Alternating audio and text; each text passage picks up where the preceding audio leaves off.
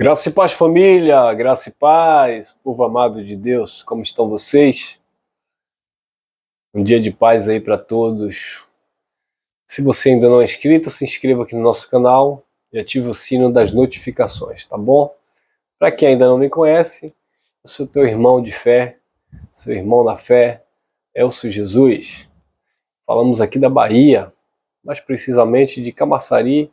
Eu falo sempre Camaçari e Lauro de Freitas, porque nos reunimos em Lauro de Freitas, mas eu resido em Camaçari. Pois bem, vamos falar sobre renovação de mente, renovação do entendimento.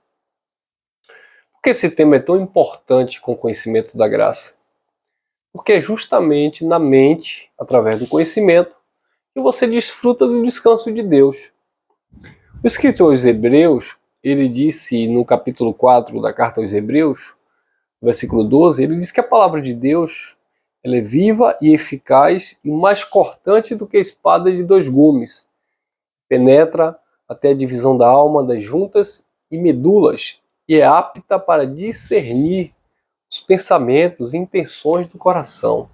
Então, a palavra de Deus é que vai discernir os pensamentos, as intenções do nosso coração, da nossa mente. Então, para isso acontecer, é necessário que haja uma renovação no nosso entendimento. Em Romanos, capítulo 12, Paulo diz: rogo-vos, pois, irmãos, pela compaixão de Deus, que apresentei os vossos corpos como sacrifício vivo, santo e agradável a Deus. Este é o vosso culto racional. E não vos conformeis, não tomais a forma deste mundo, deste século, do sistema, mas sejais transformado pela renovação da vossa mente ou do vosso entendimento.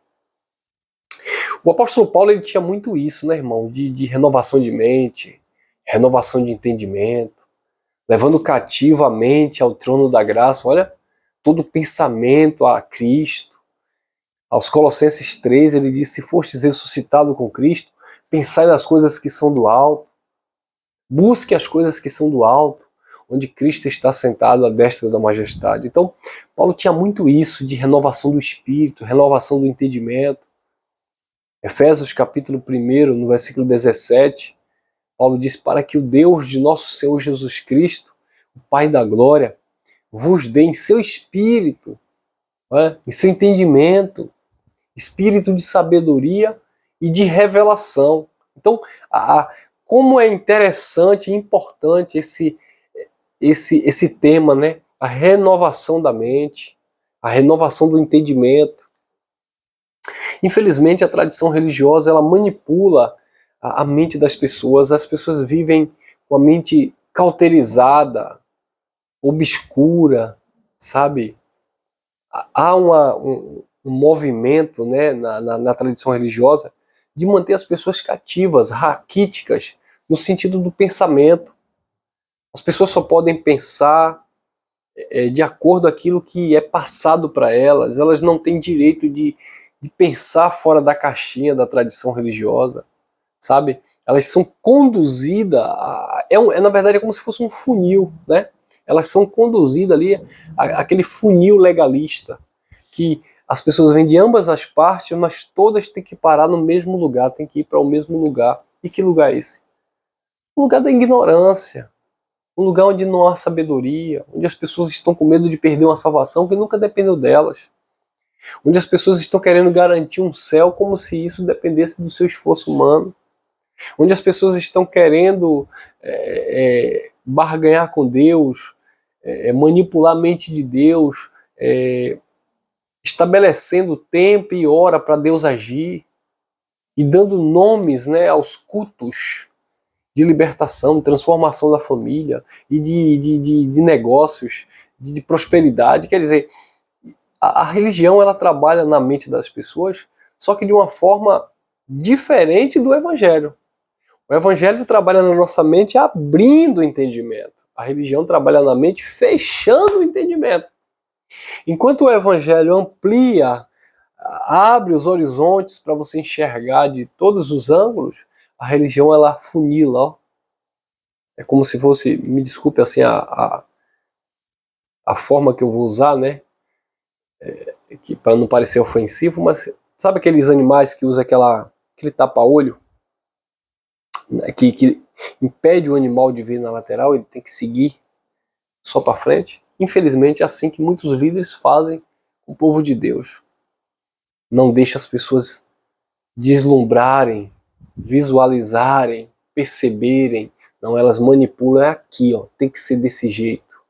Eu estava olhando aqui uma postagem no Instagram de um jornalista aqui, da Bahia, onde ele colocou uma mulher eu esqueci o nome do movimento agora, plantando bananeira, né, que é as mãos para trás, você levanta a coluna, né, e fica como se fosse de 4 patas no chão, como se fosse um animal, só que o contrário, invertido, né, não assim, mas para trás.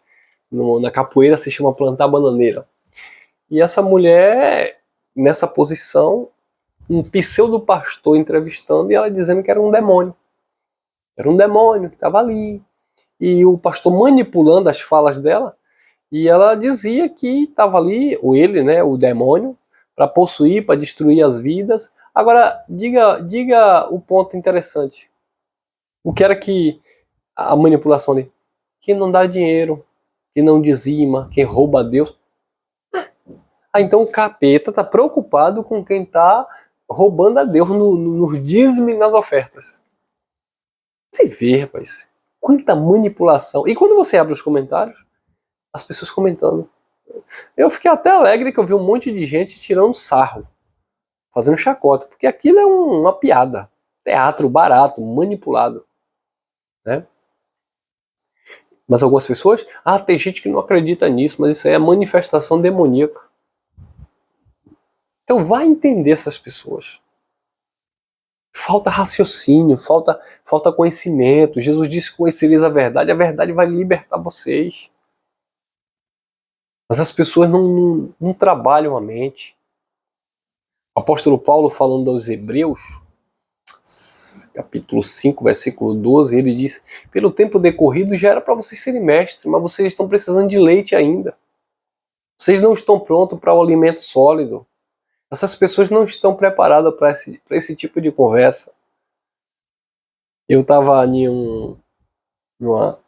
fazendo um trabalho aqui no meu carro, mexendo com o farol, e aí um jovem conversando com um rapaz do trabalho, né? E aí ele dizendo sobre essa questão que ele faz eventos de festa e convida vários cantores e tal. E ele diz que nesses eventos de festa eles contratam algumas moças, algumas meninas para dançar no evento, né? Para fazer coreografia, alguma coisa do tipo. Eu não entendi muito bem. Quer dizer, entendi, né? Claro que eu não ia me envolver na conversa, mas eu percebendo tudo ali o que estava acontecendo. E ele disse que liga para algumas meninas para convidar para fazer parte do camarote, aquela coisa toda, recepcionar, etc. E aí ele falando pro rapaz que ligou para umas amigas dele da igreja. E as meninas diziam assim para ele: olha, nós estamos agora na reunião, no culto, mas o tempo é só de chegar em casa, tomar um banho e trocar de roupa. Aí ele questionou: mas vocês estão na igreja? Elas diziam, segundo ele, né? Elas diziam assim: e o que é que tem? Aí ele ficou escandalizado, que ele disse: rapaz, eu liguei, porque assim, são minhas amigas, tá, mas estava tudo na igreja, crente. Mas ia deixar o culto para tomar um banho, vestir outra roupa e ir para a festa, para recepcionar, para sei lá fazer o quê, não me interessa. Mas enfim, irmão, vocês estão percebendo, né? Olha como os escândalos, né, as coisas. Agora é engraçado que esse povo é um povo tudo místico. É um povo que diz que acredita em diabo, é um povo que diz que acredita em arrebatamento da igreja fisicamente, é um povo que diz que acredita em inferno espiritual. Mas você percebe que é tudo da boca para fora, é tudo balela, que esse povo não tem temor de Deus, esse povo não tem reverência a Deus, esse povo não respeita. Esse povo causa escândalo ao evangelho. E aí eles ficaram tipo, tá vendo? Que adianta isso, que adianta aquilo. Isso denigre, suja a imagem do evangelho, suje Cristo, né? Suja, melhor dizendo, o evangelho. Nesse sentido de, quando você vai comunicar uma palavra, as pessoas já perderam a credibilidade. Então a importância da gente renovar nossa mente, entender, irmãos, que viver o Evangelho não significa que nós somos perfeitos na carne. Ninguém é perfeito na carne. Mas, queridos, tem que haver uma disciplina da nossa parte.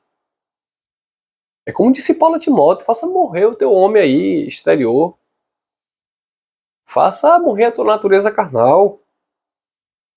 Mas as pessoas estão perdendo isso, essa sensibilidade. E isso só vem por uma revelação, por uma renovação, e quando você quer andar dessa forma. Porque senão, infelizmente, a corrupção está aí. E é isso que nós estamos vendo. Então, irmãos, essa é a reflexão que eu queria deixar para vocês. Que a nossa mente esteja se renovando, não apenas no sentido do conhecimento, mas principalmente numa consciência pura diante de Deus. Sabe? Viver o reino de Deus é viver o temor de Deus. Paulo falando para a igreja lá de Corinto, ele disse, olha, os adúlteros, mentirosos, beberrões, etc, etc, não herdarão o reino de Deus. Paulo não estava falando ali para perdidos, filhos da perdição, Paulo estava falando para filhos de Deus que, embora filhos, não desfrutavam do reino.